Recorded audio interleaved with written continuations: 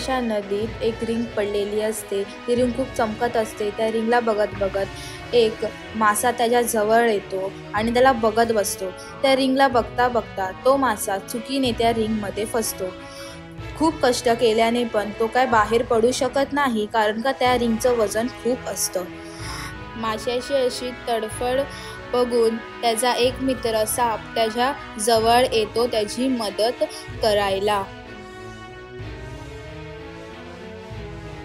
त्याला असं रिंगमध्ये फसलेलं बघून साप खूप प्रयत्न करतो त्याची मदत करायला, पण तो काय त्या माशाला रिंगमधून बाहेर काढू शकत नाही।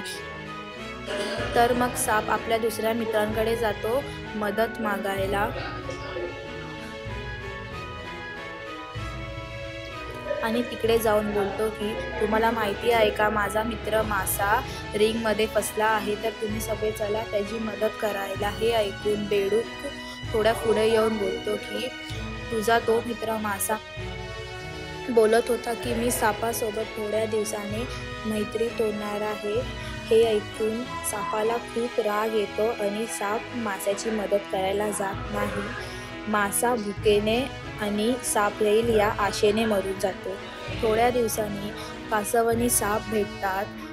कासव सापाला बोलतो की त्या दिवशी बेडूक सगळं खोटं बोलत होता माशाबद्दल। हे ऐकून सापाला खूप वाईट वाटतं आणि तो रडू लागतो।